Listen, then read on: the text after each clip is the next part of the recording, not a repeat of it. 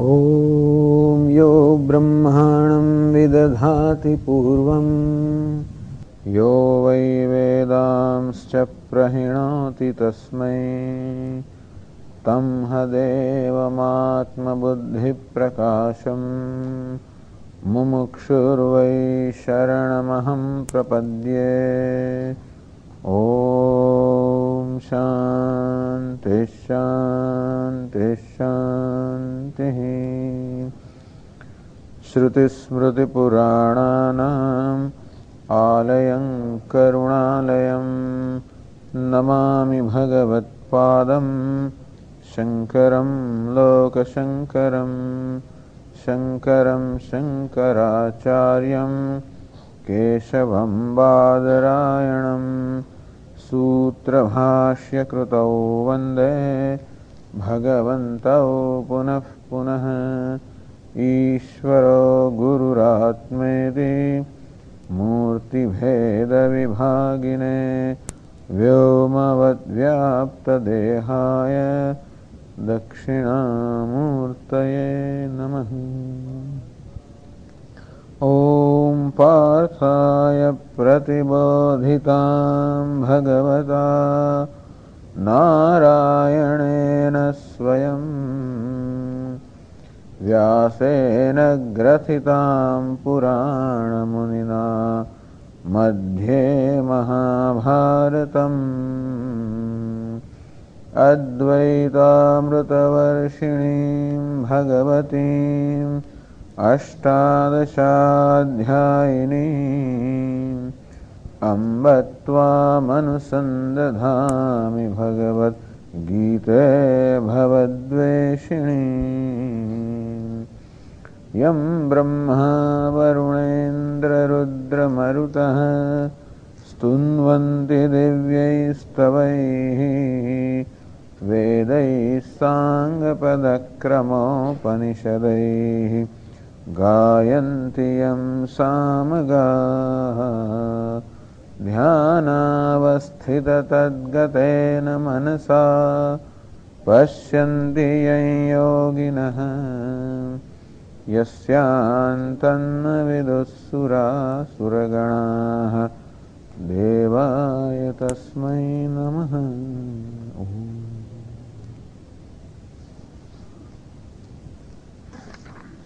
Let us chant the verse 22.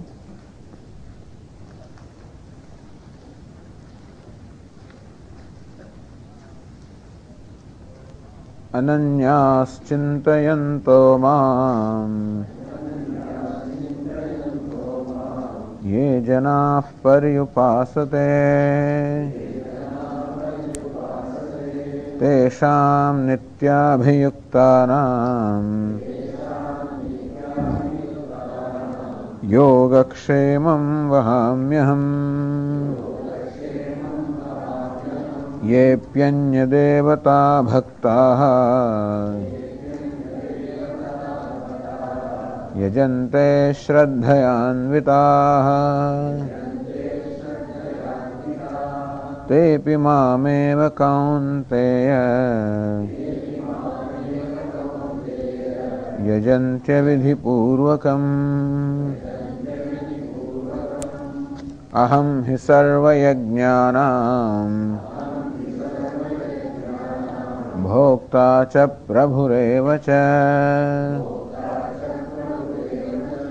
न तु मामभिजानन्ति तत्त्वेनातश्च्यवन्ति ते।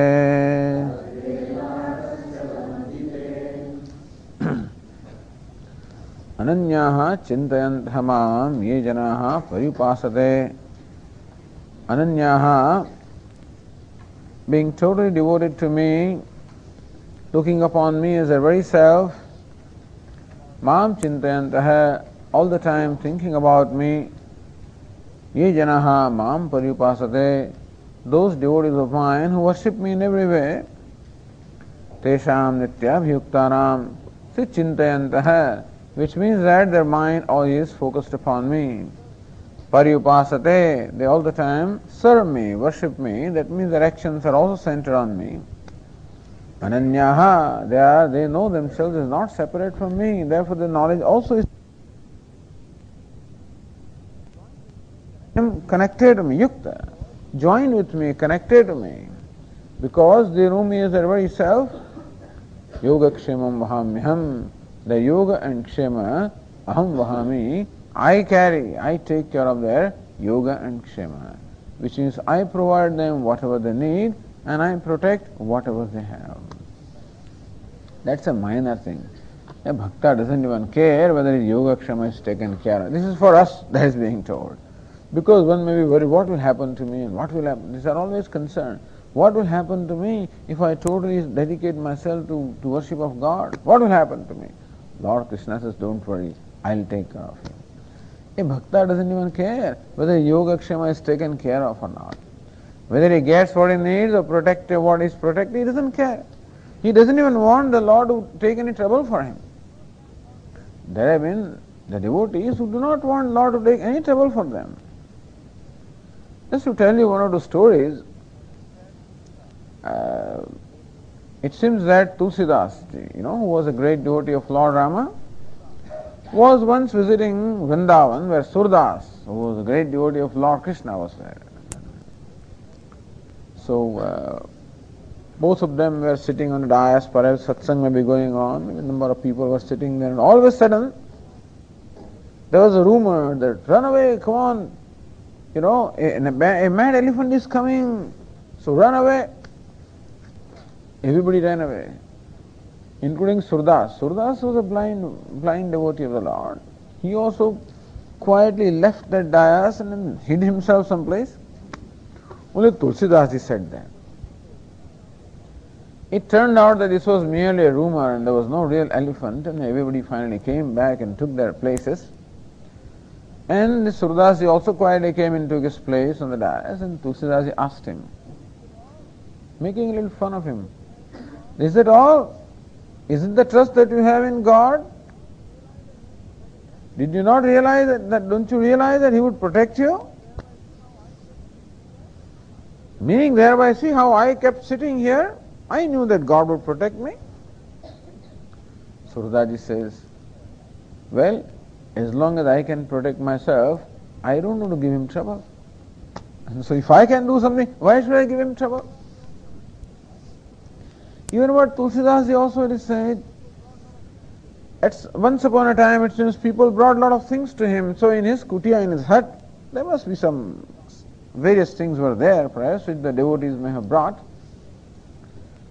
And one night it seems thieves came to steal those things. And the thieves found two young boys with bow and arrow protecting that kutia. And they say, oh, this hut is protected by somebody. So they went away. You know who they were?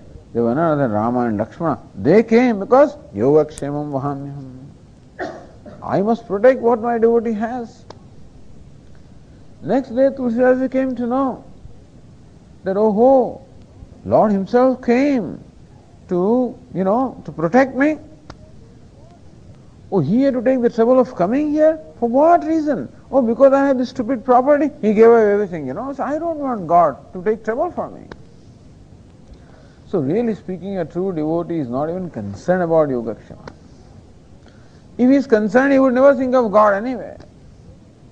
But this is said by Lord in order to assure the devotees not to worry, that I will take care of the yoga and kshema. I will get them what they need and I will protect what they have. And as we said yesterday, this also applies to the seekers. Whatever you need in terms of the spiritual pursuit, He gets you. Whatever you need in order to protect, He protects. He has to do all that. He is Brahma, He is Vishnu, He is Maheshwara. Brahma is the creator. He creates. Vishnu is a preserver. He preserves. So Guru Brahma, Guru Vishnu, Guru Devo, Maheshwara, even Guru also we praise him like this. He is Brahma, the creator. What does Guru create? Guru gives me a new body. The parents have given me this physical body. Put me in samsara. So once it seems Swami Dayananda was invited to inaugurate a conference of the doctors somewhere in Gujarat. These were all the gynecologists, Their conference was supposed to inaugurate. He says, look at you and me. Yeah, there is some difference between you and I. You people bring, you are responsible for their birth and put them in samsara and have to release them from samsara. That's the difference. Similarly also the parents gave me this body and put me in samsara. Whereas Guru gives me what we call Brahma Shariram. He gives me Brahma Vidya. He gives me Brahma Shariram and releases me from samsara. So he also creates a body of knowledge. Brahma Shariram. Guru Vishnu, he protects also. Protects me from all the evil effects. Just as a plant must be protected from the attack of the different animals, similarly also the Guru protects me. Guru Devo Maheshwara, and he destroys also all my inner obstacles. He destroys.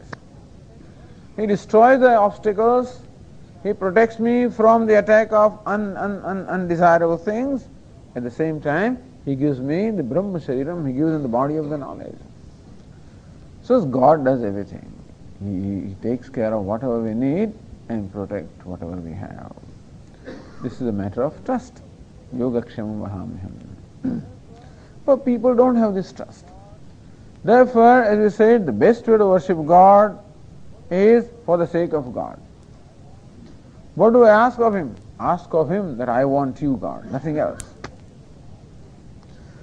But then there are other devotees, or most of the devotees, who don't have that much trust in God, or who don't have that clarity about the life as to what they are seeking, and therefore they approach the Lord seeking limited things, which is also all right. There is nothing wrong in it. Chaturvidha bhajante mam jana sukritanarjana arto jignyasur artharthi jnani cha bharatashabha. In the 7th chapter, Lord Krishna said, these 4 kinds of sukritinaha. Those people with punya karma, those people who have had the punya. So these 4 kinds of virtuous people worship me. First is artha, there are those devotees who worship me or remember me only when they are in a tremendous trouble and they find no way out. That's when they remember me, so that I can bring them out of trouble. Artha. Artharthi, there are other devotees who worship me when they need something from me, make a deal with me. Okay, artharthi. Jignasu, there are other devotees who worship me because they want to know me. And this devotion culminates into jnani, those who know me as their very self. Everybody progresses like this. In the beginning we worship Him only when we are in trouble. Then we start worshipping whenever we need something. Then I realize, who is He who is doing all this favor to me? I want to know Him, jignasu. And then ultimately I know Him as my very self, jnani. So verse 22 told us about this jnani bhaktas. In the 23, to praise that bhakta, he says, Yebi anya devata bhakta. Anya devata bhakta. There are those who worship other devatas. Now this creates some confusion. Swamiji, is Lord Krishna trying to say that we should only worship Him? What if I am worshipping Ganesha? Is that alright or not? Or I am worshipping Hanuman, is it okay? What is Lord Krishna saying? Does it mean that we should not worship any other devatas and only worship Him? Not really. As I said, what Lord Krishna means by the pronoun I is not the person Krishna, but as the limitless, as Ananta, as a limitless Lord. So, those who worship the limitless attain the limitless, as the next verse will say. But most people approach the Lord with limited ends in mind. That is what is meant by Anya Devata Bhaktaha. Those people who worship me, even if you worship Lord Krishna, and still worship Him merely for a limited end. So whenever we approach any God with a desire to be fulfilled, then we are only approaching one part of that God.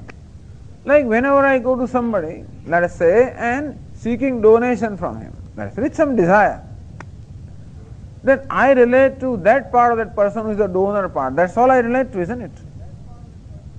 Or I go to a certain person who is my friend, then I relate to him as a friend. But I do not relate to him as a whole person. I look upon him as my friend. That means that I relate to him one aspect of him. Similarly also, whenever I approach the Lord with a desire, with a certain desire to be fulfilled, then I am invoking only that part of the Lord for fulfilling my desire. That means that I am approaching only a fraction of the Lord. Understand that? That is called Anya Devata. Lord Krishna says, people do come to me only seeking limited ends.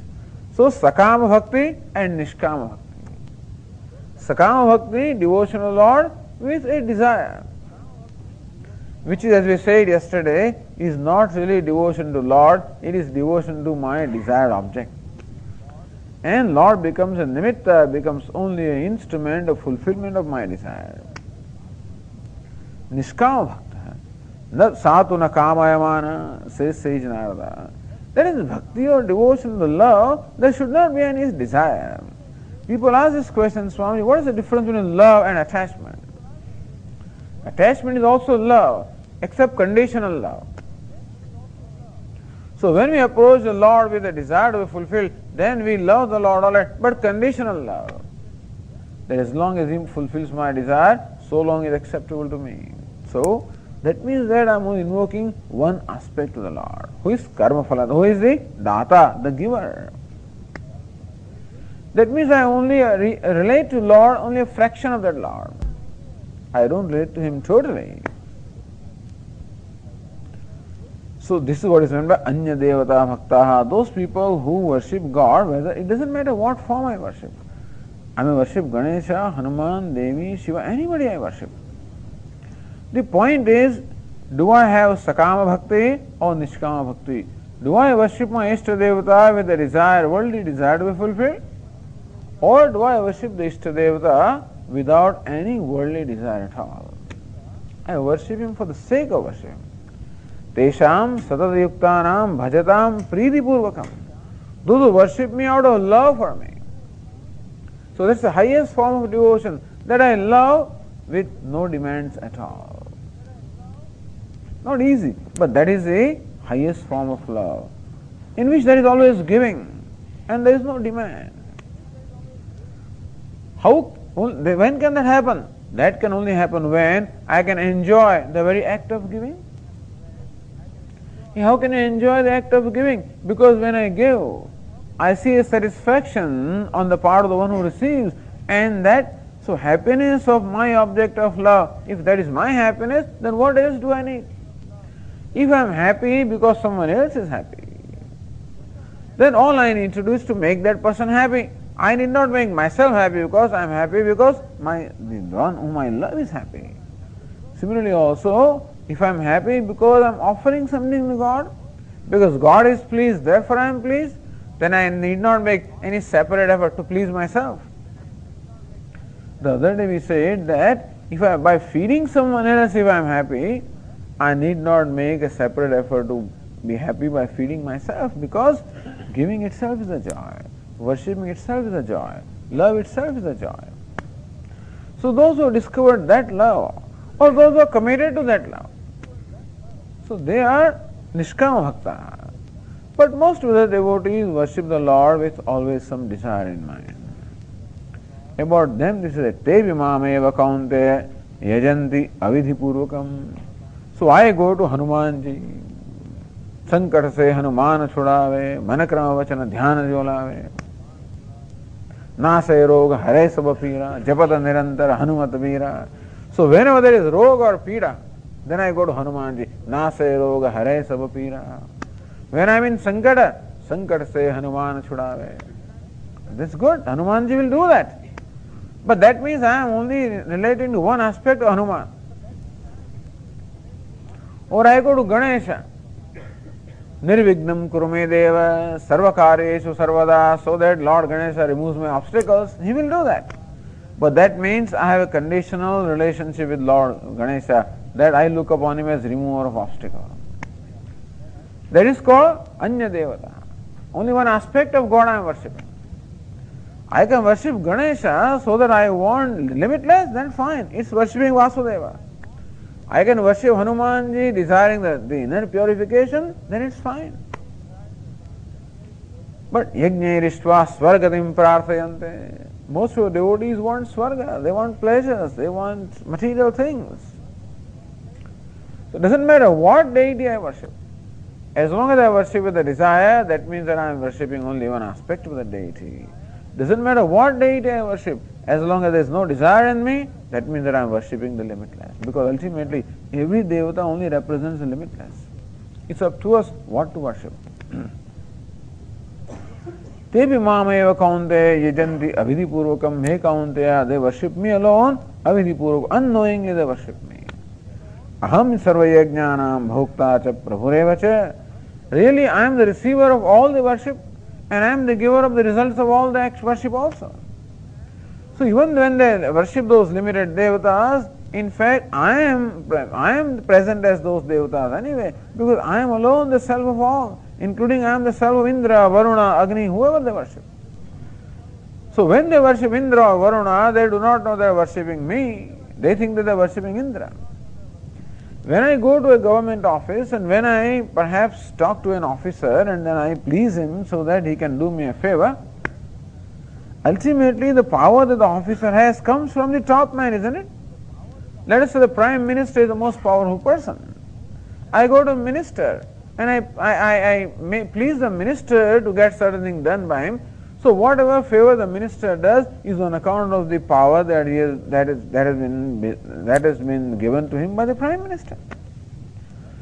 Or even if I go to a peon and give him 10 rupees and get certain things done, then also the peon does me favor on account of power he is ultimately received from the ultimate authority.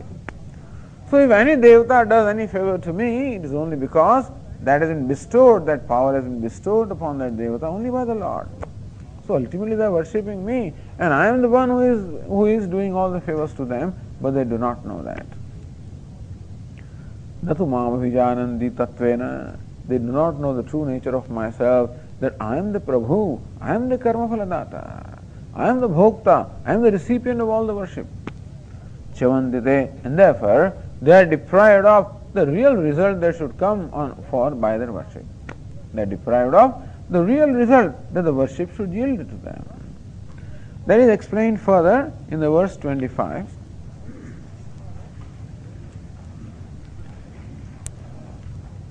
Yanti devavrata devan pitrunyanti pitravrataha bhutani yanti bhutejyaha yanti madhyajinopi mam. Yanti devavrataha devan. Devavrataha. Those who worship the devatas, devan yanti, they attain the state of the devata. Pitrun yanti pitruvrataha. Those people who worship the Pitrus, the mains, they attain the state of the mains, or the world of the mains. Bhutani yanti bhutejyaha. Those people who worship Bhuta. Bhuta means elements, or the ghosts, or the spirits. Well, they attain the world of the ghosts, or the spirits. So, this is very, very beautiful verse which tells us it is up to us what is it that we want to achieve in our life. This 17th chapter, in 17th chapter, Lord Krishna describes the threefold Shraddha. Satviki, Rajasi Chaiva, Tamasi, Cheditam Shru. Sattvan Rupo, so everybody is born with Shraddha. Sattvan Rupa Sarvasya, Shraddha Bhavati Bharata. Everyone is born with Shraddha. Either Satviki Shraddha, Rajasi Shraddha, or Tamasi Shraddha. Therefore, automatically, depending upon the nature of a person, that person has trust in somebody. Yajante Satvika Devan. Those people who possess Sattvika nature, a pure nature, they are automatically devoted to devatas, gods. Yaksharaksham Sirajasaha. Those people who possess Rajas, Rajoguna. That is, Bhoga Buddhi is there, they always worship those having power and wealth. Yaksha and Rakshasa. Pretan Bhutaganam Chanye Yajante Tamasajana. People who possess this tamoguni nature, those who have anger, cruelty, these kind of things, they always worship the lowest, the basest elements of the society. Some time ago I read in the newspaper, there are these underworld dons, everybody knows about them. And there was this person, I think his name was Chota Rajan or something, some underworld don of Bombay. So this newspaper reported that young people are applying to these people. Young people are applying to these dons. So they want to be employed by them. So even these people also inspire some, So these people who are cold-blooded murderers and hitmen and this is what their profession is. Even they also inspire. So there are people who find inspiration from them. Then there are many who apply to the industrialists and to the businessmen, etc., for attainment of wealth and power. So there are those who are inspired by them. Ross Perot, he is my hero. You go to the United States, that billionaire, he becomes a hero. Or Bill Gates or whatever, becomes a hero of people. Everybody wants to be like him. Everybody is hero. Everybody worships somebody, depending upon the nature. Somebody or the other will inspire me, will be my role model. So who is my role model? The wealthy Bill Gates is my role model? Or Mike Jackson is my role model? Or that Getty, there are underworld dons in the United States everywhere, he is my role model? Or is Swami Vivekananda my role model? Or is Shankaracharya my role model? Who is my role model? I will have a role model depending upon what kind of nature I possess.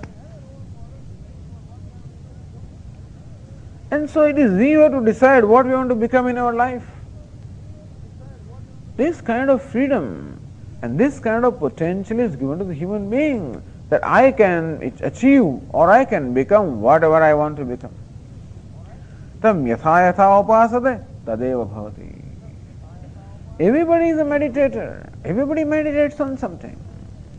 And whatever I meditate upon, that is what I become. These days when we visit home, the Swami becomes a guest of many people. And they give a room when I am staying with some devotee, somebody, I am given a room, usually of a teenager, So everybody has a room, their bedroom. So usually, very often I find myself given a teenager's bedroom. So because he can be asked to sleep in the living room, etc. So that's why I get his room. And what do you find? Depending on the teenager, he will have all kinds of posters in his room, So I found in one place a teenager, number of posters of Gavaskar, a cricketer. Different postures of Gavaskar, Sunil Gavaskar. Because this young boy wanted to become a cricketer. His role model was Gavaskar. Therefore he had filled his room with all different postures of Gavaskar. How he does things. So when he plays cricket, he would meditate on Gavaskar. When he goes to the cricket field, he will hold the bat in the same way as Gavaskar does. And he will also try to hit in the same way that Gavaskar does. Gavaskar becomes his role model. He meditates upon him and ultimately he becomes that. Tam yatha yatha upasate tadeva bhavati. In whichever way I do upasana, understand that each one of us always does upasana. We may not even know. How does this fellow become a doctor? Because he's meditating upon being a doctor. Somebody becomes an engineer, somebody becomes a lawyer, somebody becomes a wealthy person, somebody attains power in their life. How do you do that? By all the time being devoted to that goal, meditating upon the goal, and doing whatever is necessary to achieve that goal. Is it not so? So we have to choose what it is that we want to become. But the choice seems to be made very often by our own nature. So Lord Krishna says, Yanti Deva Vrata Devan. There are those who want to become devatas. They are fascinated by devatas. By their glory, by their power, by all the pleasures that they have. And therefore, they worship them. It is not easy to worship the devatas. To worship any devata, lot of vratas that we followed. Depending on the devata whom you want to please, you must follow the particular vrata. You want to please Lord Shiva, well, then you must know what he likes. Abhisheka Priya Shiva, he loves Abhisheka. So Lord Shiva, you want to please Narayana, Alankara Priyo Vishnu, he loves Alankara. You want to worship Surya Narayana, Namaskara Priyo Bhanuhu, Surya is very fond of Namaskara. You want to please the Brahmin, Brahmana Bhojana Priya, give him Bhojana. He must know what is, Brahmana also is Devata. So Brahmana is called Bhu Devata. He is the walking Devata on the earth. That's how he was looked upon at one point in time. So when I want to worship a Devata and please him, I must know what that Devata likes and dislikes. And you must follow the stipulations of worshipping Devatas, then alone they will be pleased, otherwise they won't be pleased. So whenever I approach anybody with a desire, then all formalities must be followed. And then alone I can please when appropriate dakshina is given to them. And there are rules of how much dakshina is required. You know what dakshina is? Different rules are there, depending on the status of the officer. Well, you can please them. Certain rules are there. 10 times the salary sometimes. Some people know, I do not know, but the people know. You want to get your work done through a certain person, how to please him? There are certain rules of thumb. X number of times, multiply his salary by X number of times. This 10 times was a number of years ago. These days it may be more also, but then you know that he'll be pleased. There are ways of approaching. Similarly, the ways of approaching devatas also, that you must follow certain vratas, certain stipulations, then alone devatas can be pleased. Yanti deva vrata devan, but if you want to go into the world of devatas, well, those who worship the devatas attain the world of devatas. Pitrun yanti prithuvrata, the Raja Rajogani people, they worship the Pitrus, they attain the world of Pitrus. Pitrus means departed souls, the world of departed souls. Bhutani yanti bhutejaha, there are many people who worship Bhuta. Bhuta means matter. Worshipping just the material pleasures. Don't think that are not worshippers of matter. All scientists are worshippers of matter only because they look upon matter as a reality. They worship them. They want to extract the maximum out of that and so control the nature, get the most out of nature for our own comforts and conveniences. Bhutaniya, or there are Bhuta also means ghosts and spirits. There are many people who worship them also. They go to the smashanam, go cremation ground at midnight and do all kinds of sadhanas. You have to follow those vratas. And all those lower than these lower elements also can be pleased. And you can get all kinds of black magic, etc. And you can get those kind of powers. So that you can destroy other people. So people want to get powers for various reasons. So tamoguni people want to always hurt others, control others, destroy others. And so they please those kind of elements and get those kind of powers. Yanti madhya janopimam. Lord Krishna says, Mam yanti. But those who worship me, the limitless, attain the limitless. By Mam, Lord Krishna does not mean, as I said, just Krishna the person.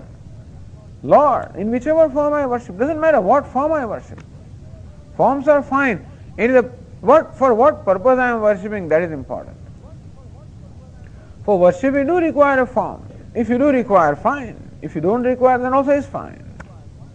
But I may require form in the form of Ganesha, Devi, Shiva, Rama, Krishna, doesn't matter.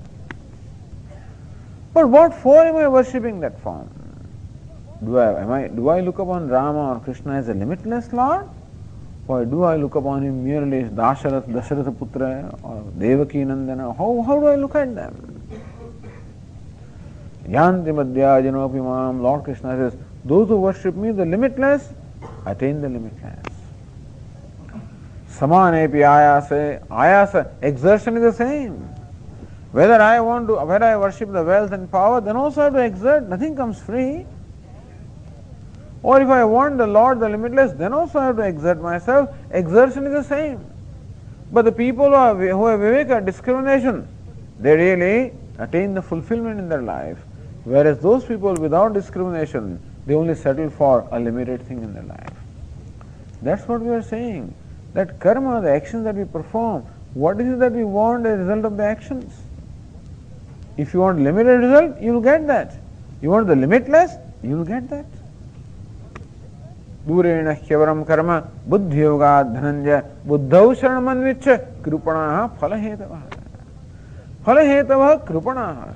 Those people who only perform actions or rituals of worship for phala, krupanaha, they are miserly people. They do not know the value of their worship. They do not know the value of that karma.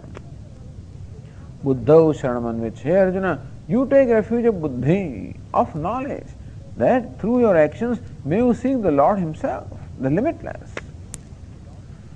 So Lord Krishna says, not knowing this, chavantite, that whenever we perform worship, we definitely gain the result appropriate to that worship.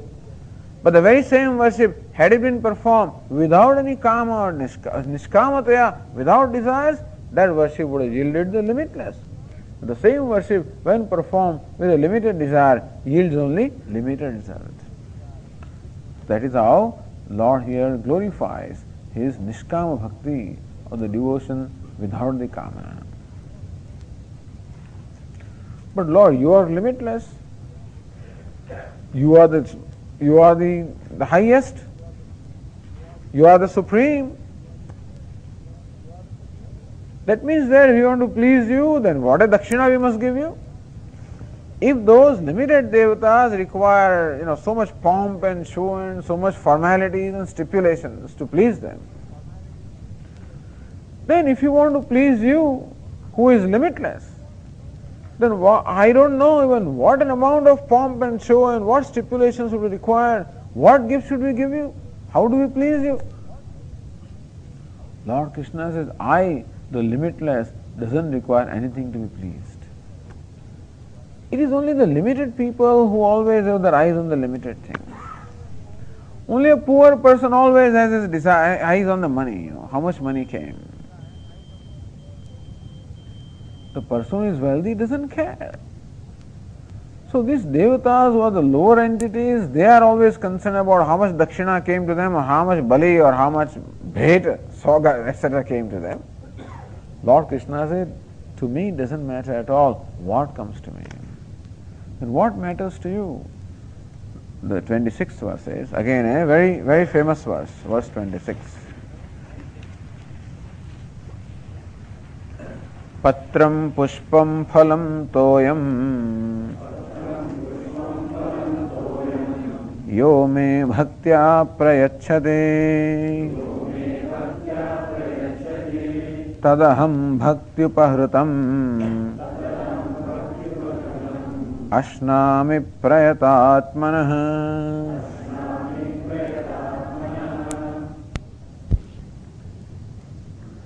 Patram pushpam phalam toyam. Patra, a leaf. Pushpa, a flower. Phalam, a fruit. Toyam, water. Whatever it is, Lord Krishna here just states a few things. Anayasalabhyam. Whatever it is that you can acquire without any effort, without spending money. That is what is meant here. Aranye santi patrani. A lot of leaves are available in the forest, in the trees. Nadyam swadudakaniva cha. In the river, a lot of water is available. So, that is why Lord Krishna states here a few things which are easily available. A leaf, a fruit, a flower, some water. Yo me bhaktya prayachati. This devotee of mine, prayachati, who offers me bhaktya with devotion. So important thing is bhaktya prayachati. Not what the devotee offers, but how the devotee offers. What is insignificant? Patram, pushpam, phalam, doesn't matter what he offers me. Bhaktya prayachati, as long as that offering is made with bhakti, with love. So this is the sutra here, that bhaktya tushyati kevalam nasigunahi bhakti priyo madhavaha. Lord says that I am pleased only with bhakti, with devotion, with the love. That's all I need. I don't need anything else. What? I am the limitless. What do I need? Everything belongs to me. But then, Lord, if everything belongs to you and you are the limitless, you don't need anything, then why do you ask us to even make an offering of a leaf? Why? That's what people ask sometimes. Swami, what's the need of going to temple? What is the need of doing patha? What's the need of doing this seva? What's the need of rituals? If I lead a honest life and this and do my duty, is not enough? This is a new fad, These people have all kinds of notions about themselves that they can lead a life of honesty. It's not easy. It's nice to talk, lip service. Oh, I live always an honest life, Swamiji. You don't even know what honesty is. For that also you have to study Bhagavad Gītā, what honesty is. What is the dimension of honesty? What is the dimension of truthfulness? As we practice, then we know how difficult it is to be truthful and how difficult it is to be honest.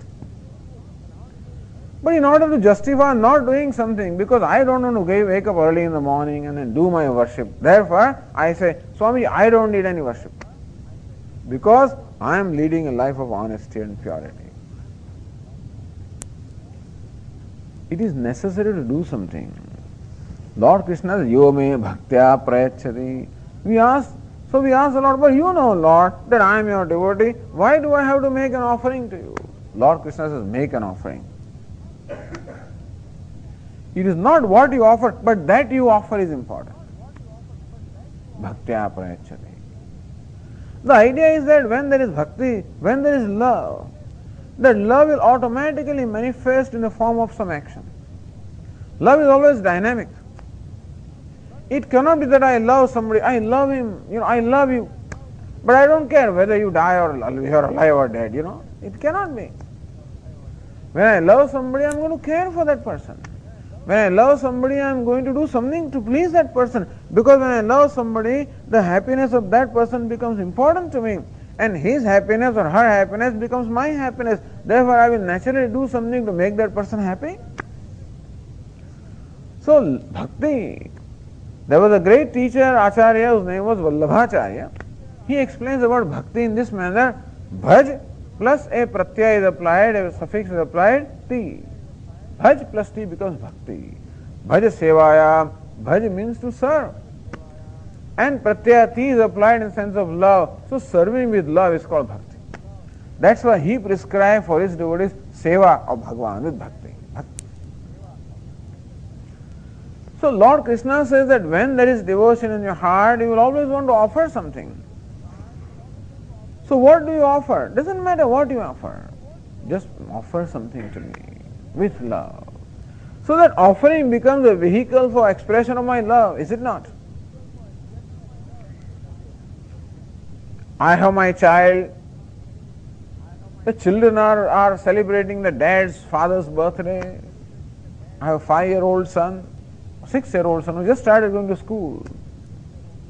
He comes to me, and on my birthday, my children bring me different gifts. My little boy also brings me a gift. Dad, I have brought a gift for you. My beta, what have you brought? Oh, I have drawn a picture of you, Daddy. He said, really? Let me see that. And he produces a wonderful picture of his father, that is of me. You know what he has drawn? One circle. That is my head. Another circle, that is my middle part. 2 lines, that is my hand. 2 vertical lines, that's my leg. 2 other circles, that's my glasses. This picture. Wow, what a wonderful picture. Do I say, stupid fellow, is it my picture? Do I say that? No. What matters is the love with which he has done that, isn't it? Not what he brings is never important. The love with which he brings, that love is important. Understand that nobody wants anything, everybody only wants love in their life. With the food, who wants? That's all right. You want 2 chapatis, what else do you want? And a few pairs of clothes. But really, what everybody is hungry about is nothing but love. Bhaktya tushyati madhavaha. Bhakti priyo madhavaha. Bhaktya tushyati natu gunaihi. It is not how wonderful I am, in what silver plate I offer and stuff like that. All the formalities, that doesn't matter. Tadaham bhaktya bhakti upahrutam. With bhakti I offer, and there is offering, there is love in my heart. In offering also no formalities are required, that when I make an offering of a leaf or a fruit to the Lord, that I must take it in a silver plate. Doesn't matter how you offer it. Bhakti upahrutam. The offering also is, I don't need any formalities. I just need bhakti. So it is bhakti that purifies. Swamiji, but I do bhakti. What do you mean by bhakti? Oh, I chant Lord. It is not an action that is called bhakti. It is the spirit, that is bhavana. The bhavana which is there is called bhakti. Action becomes a medium for expressing my bhavana.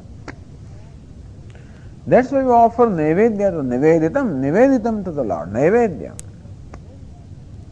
What do you think, Lord is going to eat that food? If he eats, then who is going to offer him? On this Ganesh Chaturthi, Lord Ganesh has offered laddus in Gujarat. My mother would count, 25 laddus she would prepare, because there are so many children, then she would count that every child should get this, 25 laddus are offered. Thank God that all those 25 laddus come back. Suppose Ganesha decided that I am hungry today, let me eat away a few laddus, and only 15 came back, then next time he will get only 15, not 25. And from that if he eats away, then he gets only one ultimately, But thank God that he is ever full and complete. Then why do we still offer him? We offer him our love. So he takes the love part and gives his grace. That's why the same laddu which was nevedya before becomes prasada, carries his grace. It is his bhakti, this devotion, this love. And to the extent that the love can be without demand, a non-demanding love is purifying. It is the demanding nature of mind that really pollutes my heart. It is non-demanding love that is what is purifying, nothing else. But karma, the ritual, becomes only an expression of that love. Yome bhakti tad aham bhakti upahrutam ashnami. I partake of that, whatever is offered, prayatatmanah, by my devotee who is pure in heart. So whenever he makes an offering with love, I enjoy it as though it's a great meal. Even if he offers leaf, fine. They say that Bhagavan sometimes also, Bhola Bhagavan, Bhola Shankar they say, So sometimes Bhagavan also is very simple-hearted. Or can be somewhat, sometimes he also gets not cheated really, but he likes sometimes that way also. But it can be pleased very easily, let us put it, Ashutosha, can be pleased very easily. You must have heard the story of the Ajamila, Ajamila was formerly a devotee of Lord, but ultimately fell into bad companies and then was womanizing, and then he led a life which was very, very polluted. And he had a son who's a young, he had a child whose name he has given Narayana. And he's so attached to his son that all the time keeps on calling Narayana, Narayana, Narayana. He doesn't repeat Narayana's name, he repeats his son's name. At the time of death also he was saying Narayana, Narayana, Narayana, and he died. So Lord Narayana heard, hey, this fellow is repeating my name, come on. He told his attendants, come on, go and bring him here. His attendants told the Lord, he says, Lord is not chanting your name, he is chanting name of his son. He says, no, he is chanting my name. Where did his son? Narayana is my name. His son is just born now. I am always there, so Narayana is my name. He is chanting my name. Go on, bring him here. So this is called Mugdha Shakti. Sometimes gods also can be deluded, So they think that so easy to please. And formality also doesn't matter. It seems that there was one hunter. And he was hunter all right, but there must be some purity in his heart. Someday somebody advised him to worship Lord Shiva. In the forest it seems there was a Shivalinga. So Lord Shiva always likes the offering of water. Pour water on him. Give him bath. he'll be pleased. So this fellow says, okay, I want to please Lord Shiva. What should I? Well, he didn't have anything, to carry water. So apparently there must have been a water reservoir some distance from the temple. And he had to carry water from there to this temple to pour upon the Lord Shivalinga. He did not have any container of water. So he thought, all right, why not? He filled up water in his mouth. That's what he did. He went to the temple and then he from his mouth he poured the water upon Shivalinga. Lord was pleased. Hey, look at my devotee, he's doing abhishek of me. So what matters to the Lord is the spirit, the bhavana with which that act is performed. It doesn't even matter what act, how it is performed. Ashnami, I enjoy that, I partake of that, as though it is a great gift given to me, as long as it is given with pure heart. Prayachati, but offer something. This is also important. It's important to do something. Really speaking, offering is what? What can I offer him? Every day we chant, Tera tujhko arpan, Tana mana dhana sab tera, sab kuch hai tera, Swami sab kuch hai tera, Tera tujhko arpan. Every day we chant. Swami Dayananda always makes fun of this, This Lord Krishna is there, and this man came in the evening, stood before the Lord and chanted this. Tana mana dhana sab tera, sab kuch hai tera, Swami sab kuch hai tera, Tera tujhko arpan. Kya lage mera? Everything is offered. Lord Krishna was pleased. Oh, this is wonderful. Again, the next day in the evening, this fellow started again repeating, Tera tujhko arpan. He doesn't give anything, he keeps on repeating that. So what is this giving? Really, giving is nothing but giving of my notion that something belongs to me. Really speaking, everything belongs to him. I am not an author of anything. As I told you the other day, in the Shiva temple in Bombay, there is a garden outside and beautiful roses are there with an instruction that do not pluck flowers. So the devotee comes, looks around, there is nobody, he plucks the best of the flowers and proudly walks into the temple and offers that flower at the feet of the Lord. His flower offered to him. Similarly also the whole universe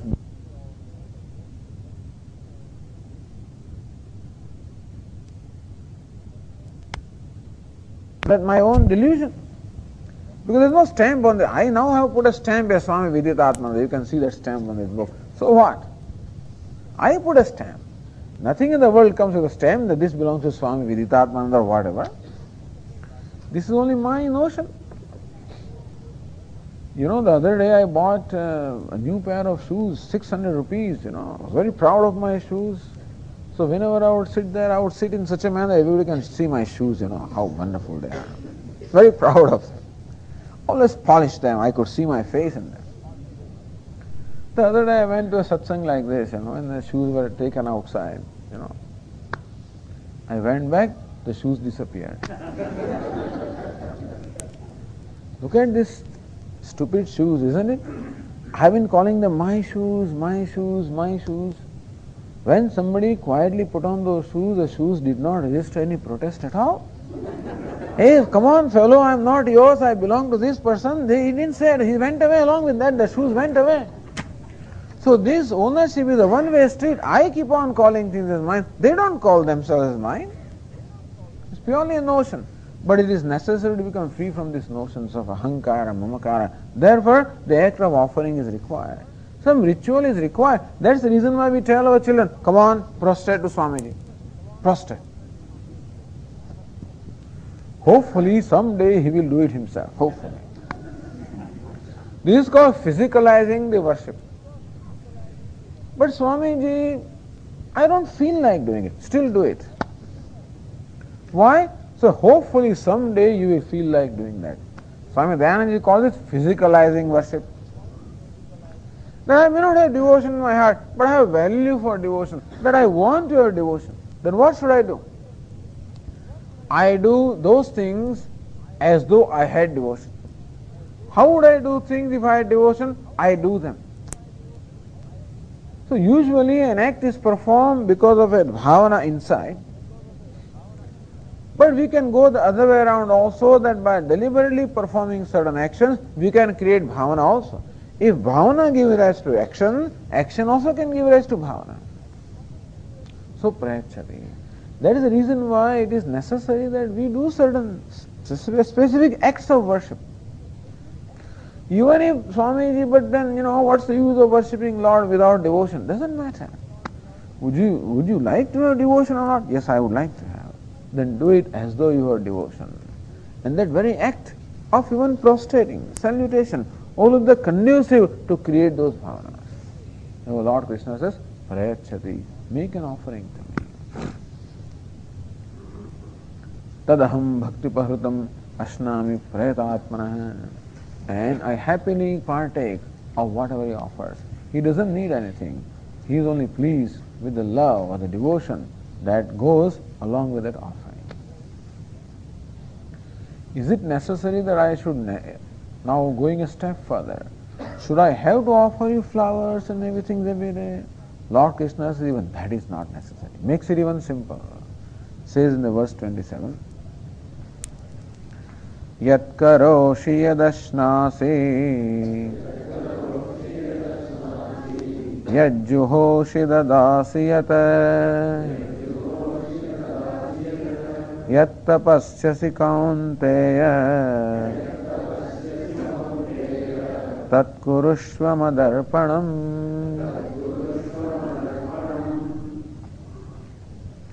Yat karoshi yadeva karoshi. Arjuna, whatever you do, yadashnasi, whenever you eat, or whatever you eat. Yad juhoshi, whatever you offer, as in the yaga, in the act of worship. Yad dadasi, whatever you offer as charity. Yad tapasyasi, whatever you perform as a matter of penance. Doesn't matter what you do. Here Lord Krishna specifically mentions yajna, dana, tapaha. In the 18th chapter, Lord Krishna says, Yajñodanam tapasyeva pavanani manishinam. Therefore, all the devotees are, this three-fold action is prescribed to all the devotees, yajna, dana, tapaha. Yajna, of course, meant yajna in the olden days, but today yajna can mean an act of worship. Yaj means to worship. So there should be worship of Lord in our life. Danam, there should be charity in our life.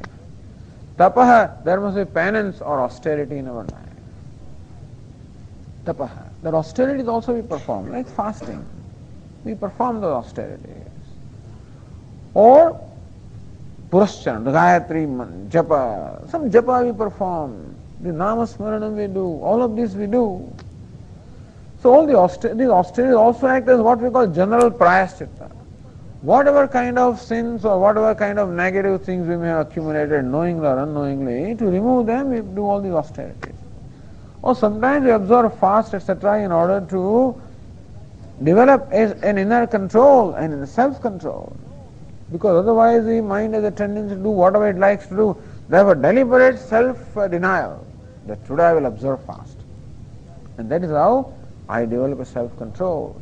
So for these various purposes, tapasya or penance or austerities are also necessary in life. Yajna, worship is necessary. Dhanam, charity is necessary. And tapaha, austerity also is necessary. So referring to this, Lord Krishna says, Yad juhoshi, whatever yaga you perform. Yad dadasi, whatever charity you give.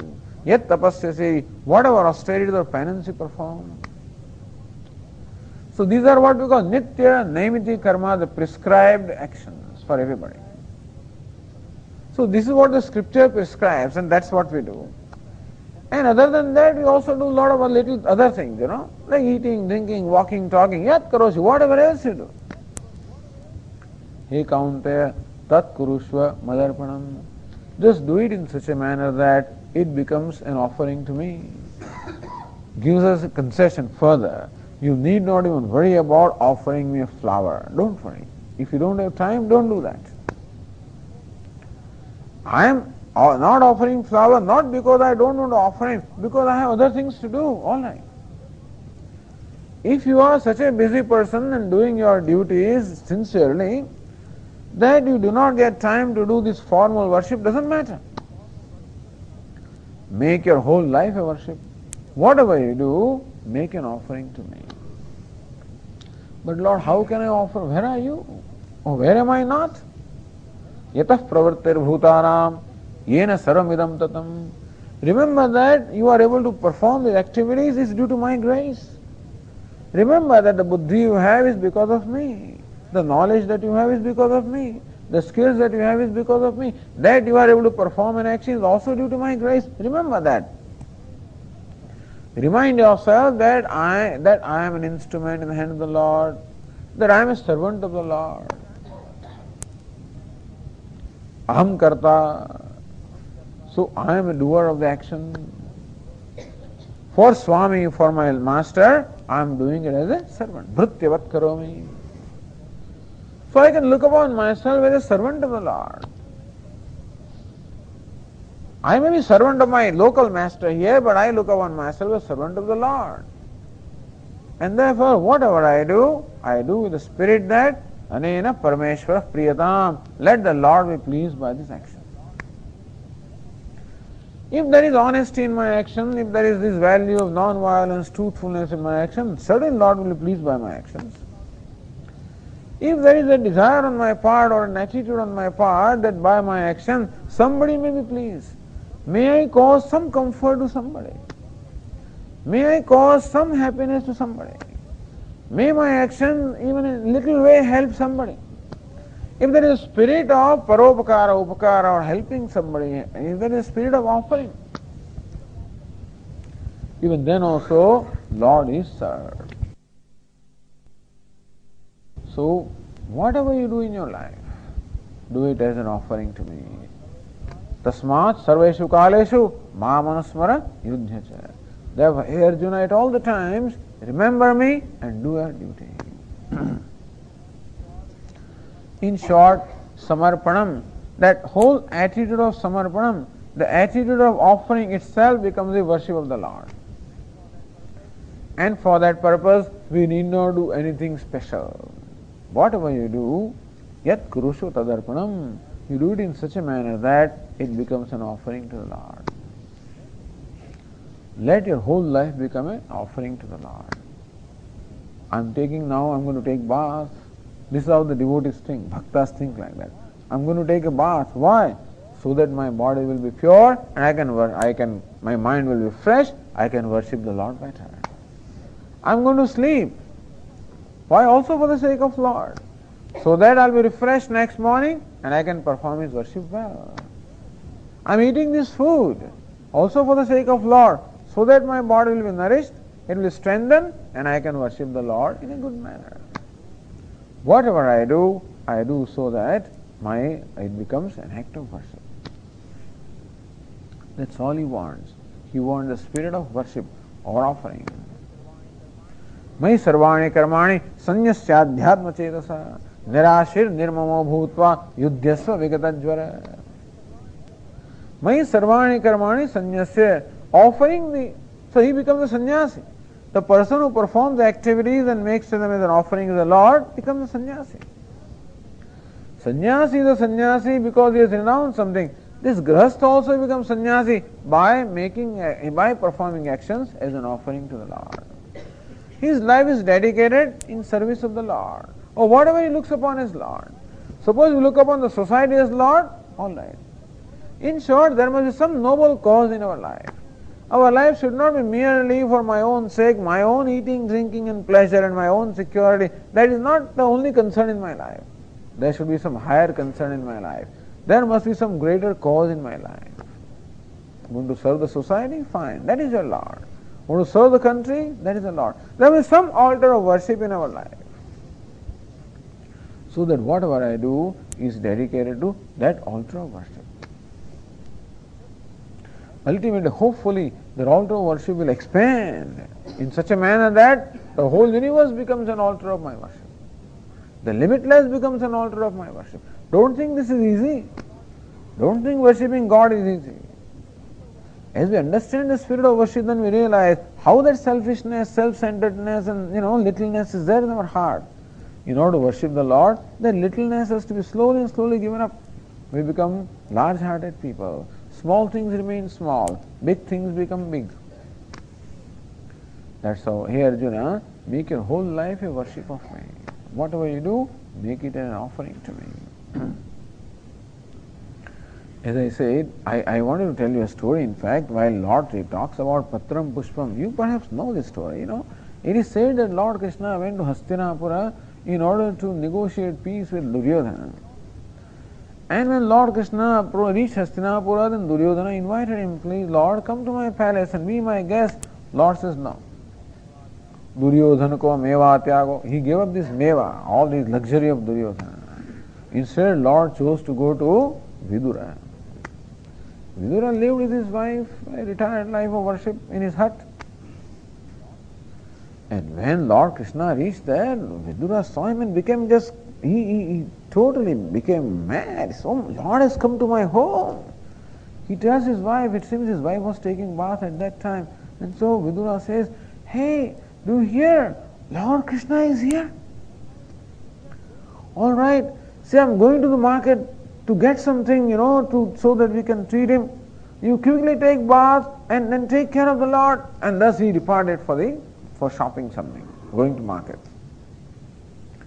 After some time, Vidura returns to his hut. And what does he find? He finds the most amazing scene there. His wife is sitting there and feeding the Lord. When Vidura's wife heard that Lord Krishna is in their home, she just went out of her mind. She was ecstatic. She forgot everything. She even lost the consciousness of her body. And when she came out, then she wrapped the sari around her body. Instead of wrapping the sari around her body, she wrapped it around her head. And she presented herself before the Lord like that, not even knowing that. And then she is feeding Lord Krishna. It seems they had some bananas in their house. So she is feeding banana to the Lord. She peels off the banana and gives it to the Lord. But you know what this crazy woman does?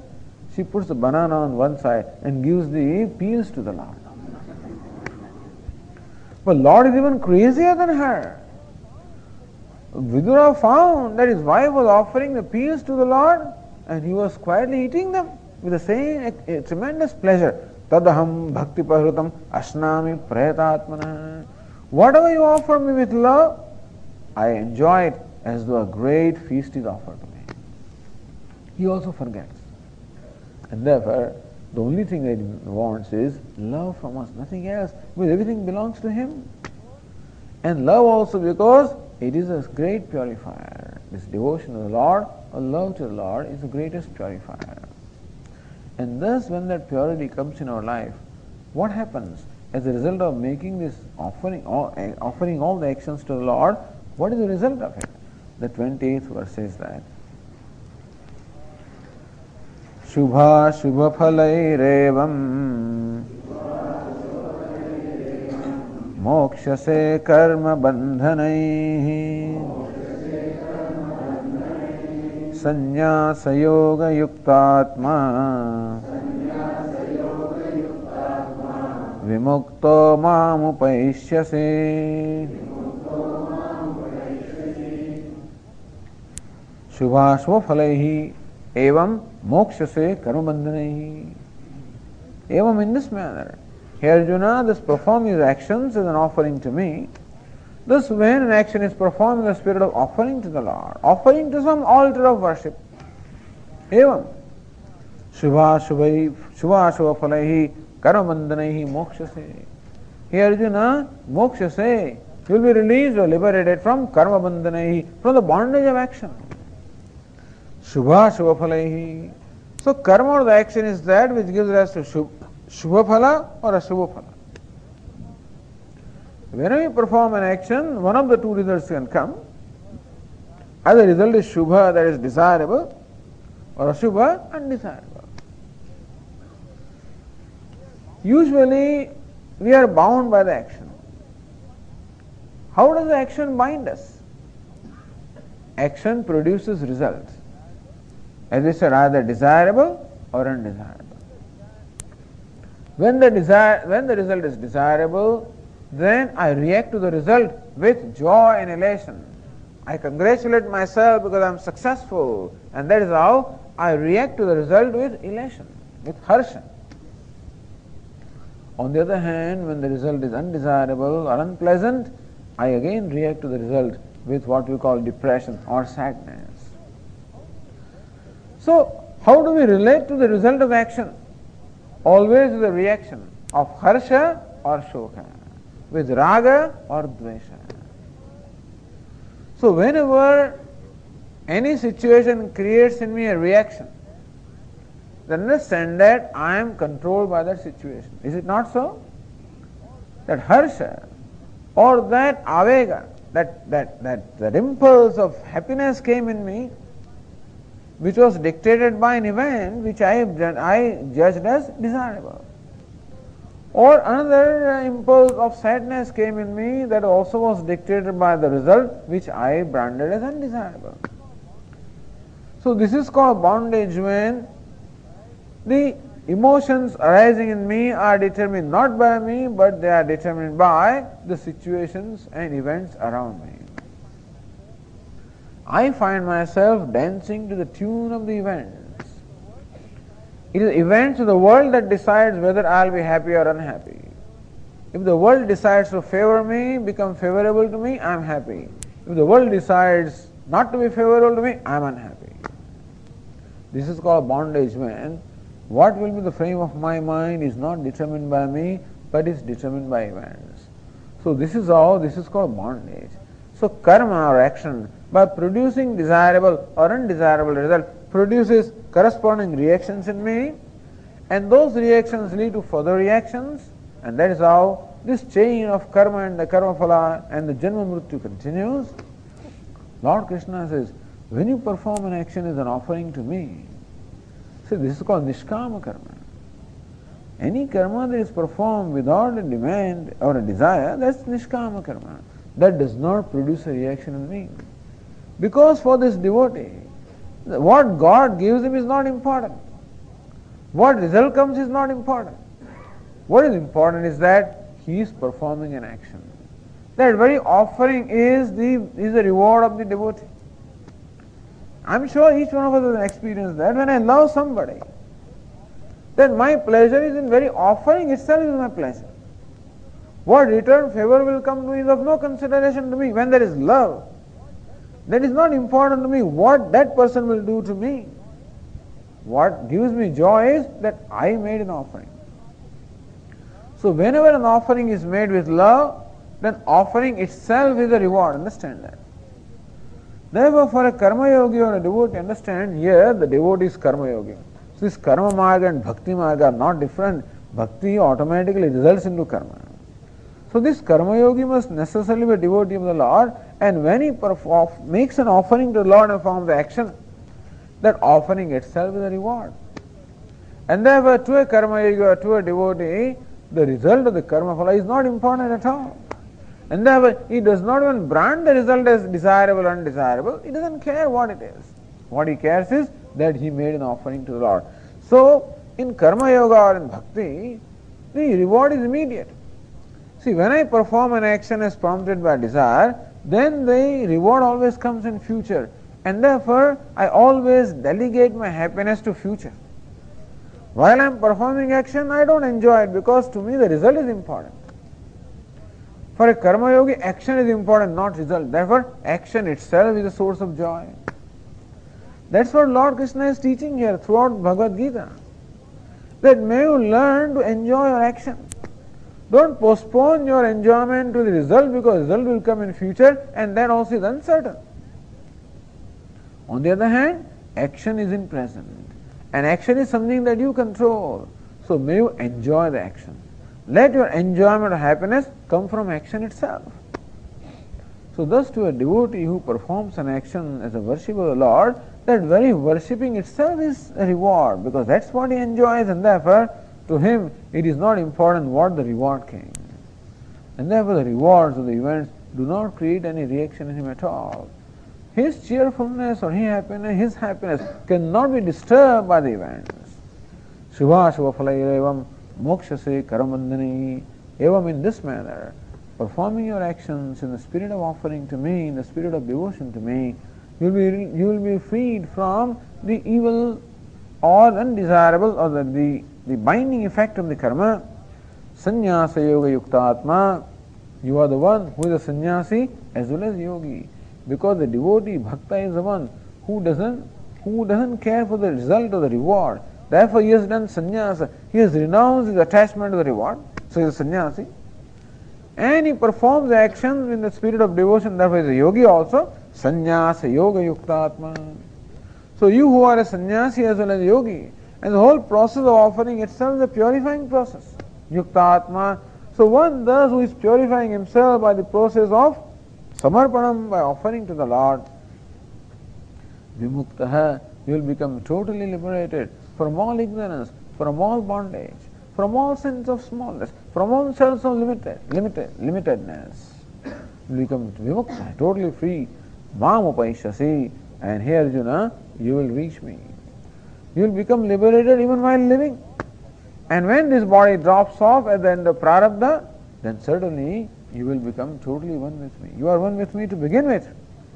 But even that apparent separation between you and I, that is body, that also will not remain, and you will totally become one with me. So this is the reward. Lord Krishna says, Yanti madhya janopi mam. Those who worship me attain me in this manner. Those who worship him, those who worship the Lord, they slowly and slowly become free from that bondage, free from impurities, free from reactions of likes and dislikes. Discover that inner cheerfulness, discover that inner happiness, discover the inner love. And that's how, which culminates into total happiness or total love. And the person becomes free from all demands. That's called freedom. Freedom from all needs, freedom from all demands. Oh Lord, you seem to be really partial to your devotees. Because you seem to be giving moksha or liberation to your devotees and not to others. Are you also partial? Lord Krishna says, no, I am not partial. Even though he is partial, he claims he is not partial. He is not partial as well as partial. This is how Lord Krishna is unfolding his nature, understand. This is called Vijnanam. Vijnanam Vijnana Sahitam Yajñātva Mokshase Ashubhat. The Jnanam, the nature of Lord was unfolded as one is all pervasive as well as one is all transcendental. How to know that God? How to become Him? This is Bhakti, this Vijnanam is being described here. In the process of describing the Bhakti, he is also describing his nature as to how God is. What is our concept of God? Is he partial or impartial? He is both impartial as well as partial. How? The verse 29 says that. Samoham sarva bhuteshu name dveshyosti na priyah ye bhajanti tu mam bhaktya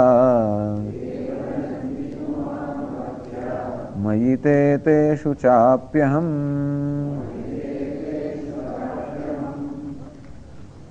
Samoham sarvabhuteshu. Sarvabhuteshu aham samaha.